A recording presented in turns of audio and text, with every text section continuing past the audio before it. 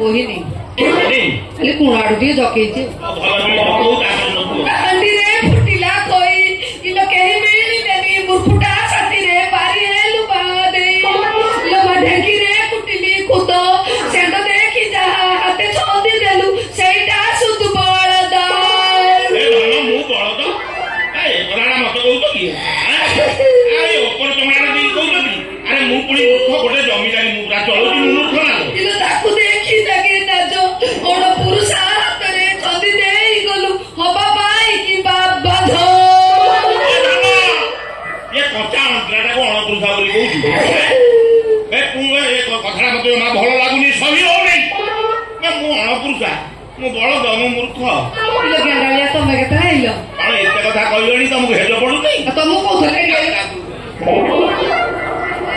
ମତେ କହିଲ ତମକୁ ପଢି ଆସେ ଆସେ ହେ ବିଧାତା ତମକୁ ନ କହିଛି ଅନ୍ଧାଟା ମୁଁ କାହିଁ କହୁଥିଲି ଗଲା ସେ ଗୋପାଳକ ମୂର୍ଖଟା କାହିଁ କହୁଥିଲୁ ଏଟା ସୁଦ ଗଜ ମୂର୍ଖ ତୋ ଜୀବନକୁ ଅନ୍ଧାର କରି ଧୋଇଦେବ ତମେ ଟିକେ ପଢିଦେଲା ମୁଁ ଟିକେ ମୁସୁଲ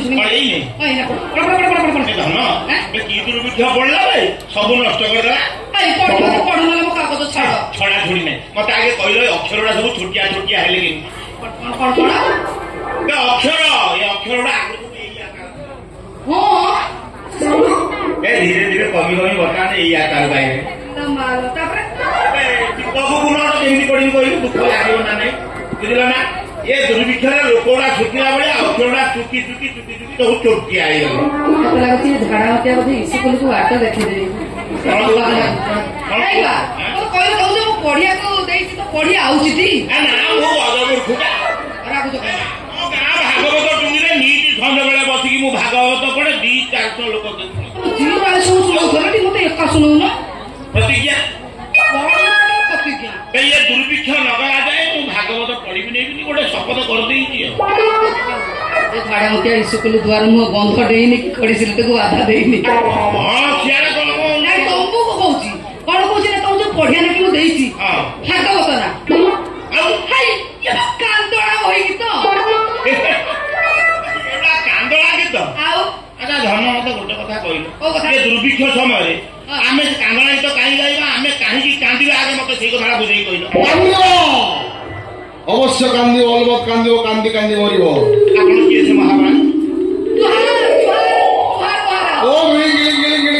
ଆୟୁଷ୍ମତୀ ହବ ସଂସାରବତୀ ହବ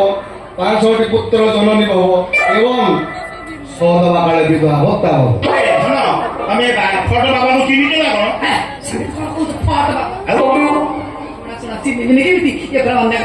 ଯାଇଛନ୍ତି କହୁଥିଲେ ଏଇ ମହାରାଜଙ୍କ ପାଇଁ ସେ ଆଜି କଣ ଜମିଦାର କେବଳ ସେତିକି ନୁହଁ ରୋଗ ବୈରାଗ ପାଖରୁ ଆରମ୍ଭ କରି ଭୂତ ଭବିଷ୍ୟ କାଳ ଦର୍ଶନ ଖଣ୍ଡନ ବଶୀକରଣ ସବୁଥିରେ ଇଏ ବାବା ପାରଙ୍ଗମ ଦକ୍ଷିଣା କିଛି ନିଅନ୍ତି ବେଶୀ ନିଅନ୍ତିନି କିଛି ଖାଲି ଦକ୍ଷିଣ ସ୍ୱରୂପ ନୂଆ ସାଇଆ ଖଣ୍ଡେ ନିଅନ୍ତି ସେଇଥିପାଇଁ ଲୋକମାନେ କହନ୍ତି ସାଇଆ ବାବା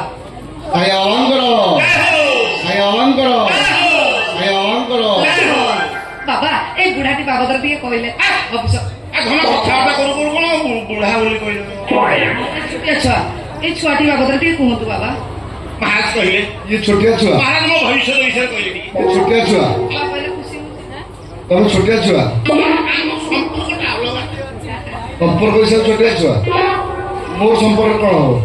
ଆପଣ ମହାରାଜ ତମେ କିଏ ଆପଣ ମୁଁ ଶିଷ୍ୟ ଛୋଟିଆ ଛୁଆ ଛୋଟିଆ ଛୁଆ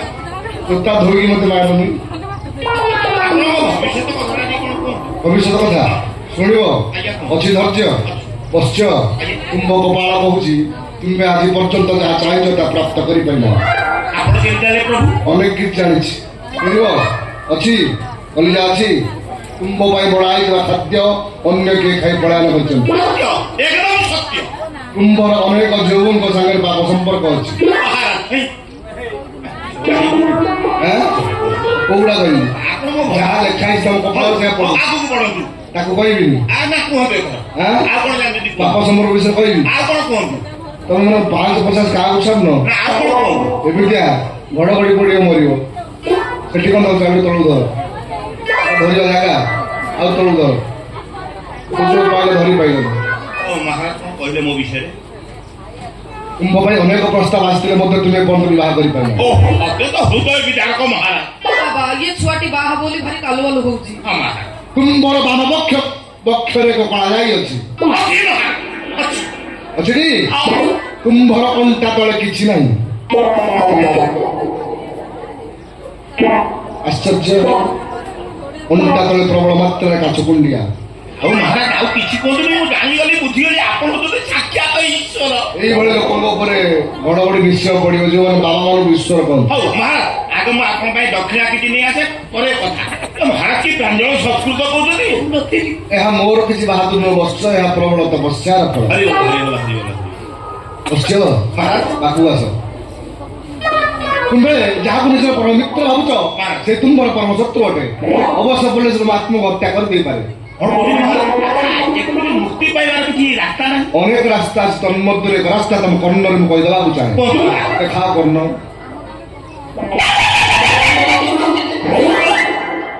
କଣ ବୁଝିଲ କୁହ ବୁଝିଗଲି ମହାରାଜ କଣ ବୁଝିଲ ମୁଁ ବୁଝିଗଲି ଆପଣ ଯାହା ସବୁ କହିଲେ ମୁଁ ହୃଦୟ ଭିତରେ ସବୁ ନେଇଗଲି ମୁଁ ବୁଝିଗଲି ଆଉ ସବୁ କାର୍ଯ୍ୟ ମୁଁ ଗୋଟେ ଗୋଟେ ସବୁ ପୂରଣ କରିବି ଗାଲୁଆ ଦେଖିଛି ତମ ବେଳେ ଶେଷ ସେବା ଗାଲୁଆ ଦେଖିବି କଣ ବୁଝିଲ ଖୋଲି କୁହ ମୁଁ ଜାଣିଲି ବୁଝିଲ ନା ଯାହା ମାନେ ଯୋଉ କର୍ମ ଗୁଡା ସବୁ କରିବାକୁ କହିଲେ ସେଗୁଡା ସେ ହୁଳ ଭିତରେ ବୁଝିଗଲି ଆଉ କର୍ମ କରିପାରିବନି ହଁ ଗୁରୁ ମହାରାଜ ଆଉ ଗୋଟେ କଥା କୁକୁର ଭଳିଆ ଚାଲୁଛ ମଣିଷ ଭଳିଆ ଚାଲୁ ମହାରାଜ ଏ କନ୍ୟାକୁ ମୁଁ ଗ୍ରହଣ କରିପାରିବି ତ ଫାଟିଯିବ ତମ ମୂର୍ତ୍ତନା ଫାଟିଯିବ ଏ କନ୍ୟାର ମାଙ୍ଗଳିକ ଦୋଷ ଅଛି ୟାକୁ ଯେ ବିବାହ କରିବ ସେ ରାଜା ପଣ୍ଡୁଙ୍କର ଦୋଷ ଭୋଗିବ କଣ କହିଲେ ମହାରାଜ ଏ କନ୍ୟାକୁ ବିବାହ କଲେ ମୋର ପଣ୍ଡୁ ହବ ଏହାର କର୍ଣ୍ଣ ଦୋଷ ବି ଅଛି ବାବା ଏ ପିଲାଟି କ୍ଷମା କରିଦିଅନ୍ତୁ ରାଜା ପଣ୍ଡୁ ସାରା ଜୀବନ କଣ ମହାରାଜ ଏମିତି ଉତ୍ତର ହେଇକି ମୁଁ ରହିବି କୁମ୍ଭ ପାଇଁ ଅନ୍ୟ ଏକ ସୁନ୍ଦରୀ କନ୍ୟା ଅପେକ୍ଷା କରିଛି ବାମ ପଶ୍ଚିମ କୋଣରେ ସେଇଠି ଯିବ ବାମ ପଶ୍ଚିମ କୋଣ ନାହିଁ ଟୋଟାଲି ଆଜ୍ଞା ଆଉ କନ୍ୟାର ନାମ କଣ୍ଢେଇ ଦକ୍ଷିଣ କବାଟ ଆଉ ଗୋତ୍ର ସାପ କେତେ ବାଇ କେତେ ବାଇ ହଁ ବାଇ କଣ ସେଟା ଆପଣ ଜାଣିନାହାନ୍ତି ମୁଁ କଣ ମଧ୍ୟସ୍ଥି ଟିପ୍ପଣୀ ଦେବି ତମକୁ କନ୍ୟାର ହଉ ଠିକ ମହାରାଜ କଥା କହୁଛ ହଉ ମହାରାଜ ଘଡଘଡି ପଡିବ ନା ଆପଣ ଜାଣିନାହାନ୍ତି ସେଟା ମୁଁ ଜାଣିଛି ଆଉ କିନ୍ତୁ ତୁମକୁ କିଛି କାର୍ଯ୍ୟ କରିବାକୁ ପଡିବ ଜୀବନ ଯାହା ପାପ କରୁଛ ଯାହା କୁକର୍ମ କରୁଛ ଜଣେ ନାରୀ ପାଖରେ ସେ କ୍ଷମା ପ୍ରାର୍ଥନା କରିବ ନାରୀଟି ଅତ୍ୟନ୍ତ ବିଶ୍ୱସ୍ତ ହୋଇଥିବା ଆବଶ୍ୟକ କରି ମହାରାଜ ଚାଲ ମୁଁ ଯାଉଛି ଆପଣଙ୍କ ପାଇଁ କିଛି ଦକ୍ଷିଣା ନେଇକି ଶୁଣ ଦକ୍ଷିଣା କଣ ଆଣିବ ସୁତୁଲି ବନ୍ଧା ଛାଇଆ ସୁତୁଲି ବନ୍ଧା ଛାଇଆ କେବଳ ସାଇଆ ସୁତୁଲି ମୁଁ ବାନ୍ଧି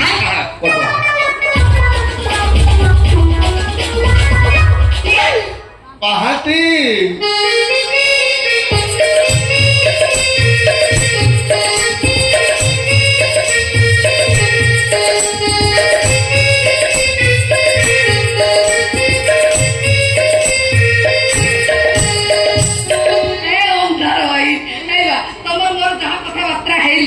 ସବୁ ପେଟରେ ପୁରେଇ ରଖିଛି ତମ ମରଣ ଶକ୍ତି ବହୁତ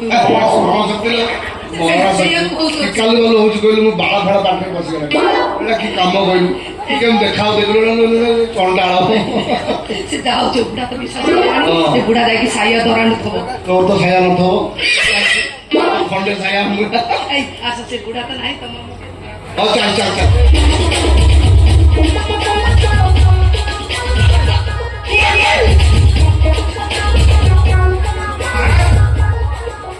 ଧନ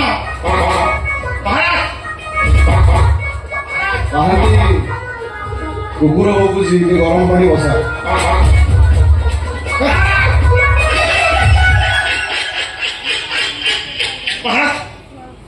ଇଏ କଣ କଣ କିଏ କଣ କଣ କଣ ଆପଣଙ୍କର ଏ ଦୋଷ କଣ ଆପଣ କଣ କଣ କହିଲେ ଏହା ଦୋଷ ଆପଣ ଆଲିଙ୍ଗନ କରିଥିଲେ ଏହା ଦୋଷ ଆଲିଙ୍ଗନ କରିଥିଲେ ମୂର୍ଖ ଏହା ସ୍ପର୍ଶ ଚିକିତ୍ସା ଏଇଟା କଣ ଅସାର ଯେ ଚିକିତ୍ସା ପାଇଁ ଉପକୃତ ସେଇ ତମକୁ ମହାରାଜ କାହିଁକି ତ କୁଣ୍ଡେଇ ଦେଲେ ସେମିତି କଣ ଖରାପ କଥା ନା ଚିକିତ୍ସା କରୁଥିଲେ ଆପଣଙ୍କ ଟିକେ କଷ ମସଲା ଗଲା ପିନ୍ଧା ଚିଟିକା ହଉଲା ବାବା ଛୁଇଁଦେଲେ ଭଲ ହେଲା ଛୁଇଁଦେଲେ ଭଲ ହେଇଗଲା ଆଉ କେମିତି ଛୁଇଁଲେ କହିବି ବାବା ଦି ପ୍ରକାର ଛୁଅନ୍ତି ଦି ପ୍ରକାର ଛୁଇଁବେ ହାତରେ ଛୁଇଁବେ ଓଠରେ ଛୁଇଁବେ ହାତରେ ଛୁଇଁଲେ ଧୀରେ କାମ କରିବ କିନ୍ତୁ ଓଠରେ ଛୁଇଁଲେ ସାଙ୍ଗେ ସାଙ୍ଗେ ସାଙ୍ଗେ ସାଙ୍ଗେ ମହାରାଜ ମହାରାଜ ମତେ ରକ୍ଷା ଚକଟ ଦିଅ ଚକଟ ଦିଅ ଚକଟ ଦିଅ ଆଜକୁ ଦୀର୍ଘ 27 ବର୍ଷ ହେଲାଣି ମହାରାଜ ବହୁତ କଷ୍ଟରେ ଅଛି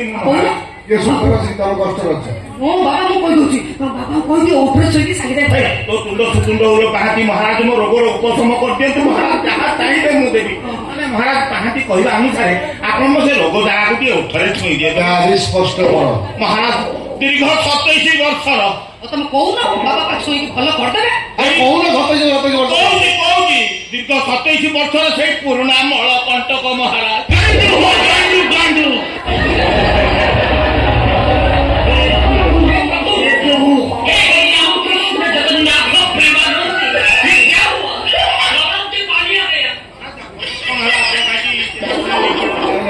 ଧାନ ସେବା ଆସିଲା ମଠରୁ ଡକରା ଆସିଲା ଯିବାକୁ ପଡିବ। ଦୀର୍ଘ 27 ବର୍ଷର ପୁରୁଣା ମଳକଣ୍ଟକ ରୋଗଟା ଆପଣ କାହିଁକି ସାଙ୍ଗେ ସାଙ୍ଗେ ଭଲ ହେଇଯିବ। ଆପଣ ଟିକେ ଆସିଲେ ଟିକେ ମୁହଁ ମୁଁ ଯାଉଛି ଧୋତିଟାକୁ ଖୋଲି ଦେଇକି ଗୋଟେ ଛୋଟିଆ ଗାମୁଛା କିଣି ଦେଇକି ଆସେ ମାନେ ସ୍ପଷ୍ଟ ଚିକିତ୍ସା ପାଇଁ ଆପଣଙ୍କୁ ପୁରା ସୁବିଧା ହେଇଯିବ। ଗଲିଆ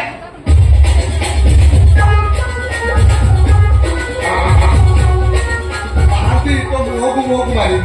ଏଇ ବାସି ଗାମୁଛା ବଦଳିବାକୁ ଗଲାଣି। ଏ ହାରାମ ଯାକ ଆଉ କିଛି ରୋଗ ମିଳିଲାନି ମତେ 27 ବର୍ଷର ମଳକଣ୍ଟକ ଆଳୁ ସିଧା ଭଳିଆ ହେଇଯାଇଥିବ। ସାବେଳେ କେତେ ସେ ଜୀବନୀ କଣ କରିବା କହିଲୁ ମୁଁ ଯାଉଛି।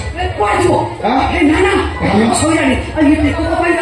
ରହୁଛି ନା ନା ଶୁଣ ବୁଢା ସନ୍ଦେହ କରିବ ତମ ହଉ ଭଲ ଅଳ୍ପ ଟିକେ ଧାପେନା କରି ଉଠା ଟିକେ ମାଗ କାମ ମୁଁ ଓଠ ମାରିଦେବି ମଳକଣ୍ଟକରେ ତ ଗାଲ ସାତ ମାରିବି ଏକ ଗଳି ନା ପ୍ରେମ କରୁଛ ବୋଲି ମତେ କହୁଛୁ ମୁଁ ତ ଅମାରିବି ତୁ ଓଠ ମାରିଲୁ ଏତେ ତୋର ବହି ପଡୁଛି ସନ୍ଦେହ କରିବ ମୋର ତୁ ଜାଣିଲୁ ବୋଧେ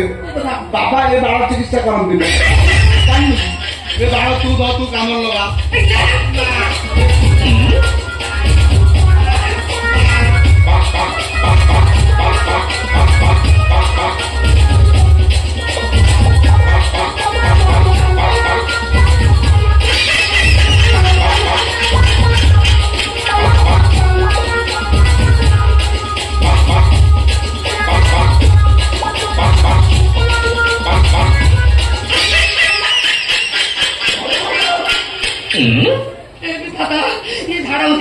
ବାମୁଣିଆ ବେଙ୍ଗ ଭଳିଆ ହେଇଛି ଦୌଡ଼ି ପାରୁନି ତାପରେ ଥାପ ଥାପ ହେଇ ପଡେ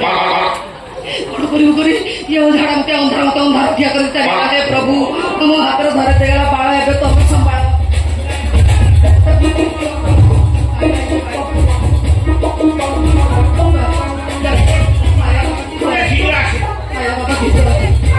ଟିକେ ନା ମୁହଁ ଲଗେଇ ମୋ ସାଙ୍ଗେ ସାଙ୍ଗେ ଛାୟା ବାବା ଗଲେ କୁଆଡେ ଛାୟା ବାବା ବାଳ ନାଇଁ କଣ ଛାୟା ବାବା ପଳେଇଲେ ତାଙ୍କର ଯୋଉ ହେଇଗଲା ଧାନ ସମୟ ତମ ରୋଗ ଭଲ ହବ କେମିତି କହୁଛି କଣ କହିଲେ କାରଣ ବାର କି କହିଦେଲି ବାବା କହିଲେ ସେ କାଲି ସଞ୍ଜ ବେଳକୁ ଆସିକି ଉଠର ଛୁଇଁକି ଭଲ କରିଦେବେ। ବୁଝିଲ ନା ଧାନ ବେ ଦୀର୍ଘ 22 ବର୍ଷର ସେ ପୁରୁଣା ମଳକଣ୍ଟକ ରୋଗଟା ବାବା ଚାହିଁଲେ ଏକା ମୁଠାଟେ ଭଲ ହେଇଯିବ। ଏଇଠି ଧନ ଅନେକ ମୋଟା ରକମ ଦକ୍ଷିଣା ଦେଇକି ବାବାଙ୍କୁ ଖାଲି କହିବୁ ସେଇ ଜାଗାଟାକୁ 8-10 ଥର ଚୁଚିବି। 8-10 ଥର ଏ ଧନ ତମକୁ ବି ସେ କୌଶଳ ଦେଲା ଆଉ ତାଙ୍କ ମହାରାଜ ପର୍ଯ୍ୟନ୍ତ କାହିଁ ଅପେକ୍ଷା କରିବି ମୁଁ ଗାମୁଛା ଟେକି ଦଉଛି ତମେ ଟିକେ ଜୀବରେ ଚାକିରି ଦବ। ତମେ କହିଲ କୌଶଳ ଜଣା ସେଇଥିପାଇଁ କହିଲି ତମେ ଟିକେ ଜୀବ ଏଇ ଧନ ମହାରାଜ କଣ କହିଗଲେ ଜାଣିଛଟି କହିଲେ ଜୀବନରେ ଯାହା ପାପ ତାପ କରୁଛ ଜଣେ ବିଶ୍ୱସ୍ତ ନାରୀ ପାଖରେ କଲେ ତମ ସବୁ ଖଣ୍ଡନ ହେଇଯିବ। ତମେ ଟିକେ ସେଠି ଆସିଲ କହୁନ ସେଇଠି ମୁଁ ନାମ ଯାଇଥିଲି ନା ଟିକେ ପାଖକୁ ଆସ ଯାଇପାରିବ ପଛ ପଛ ହଉଛି ନା ମୁଁ ତ ଜୀବ ମାରିବା କଥା କହିବିନି ମୋ ଝିଅଟା କାହିଁ ବାବା ଏଇଠି ତମକୁ ଛାଡିଦେଲେ ଆଉ ବିଶ୍ୱସ୍ତ ନାରୀ ମୋର ଯାଉଛି ଆତ୍ମାର ବୋଲି କିଏ ଅଛି କହିଲ ଆଉ ତମେ ଆସ ମୁଁ ତମରି ପାଖରେ କହିଦେଲେ ମୁଁ ମୁକ୍ତି ପାଇଛି। ଠିକ ଅଛି ଚାଲ କୁହା କହି ଶୁଣା ଶୁଣି ହବା ଚାଲ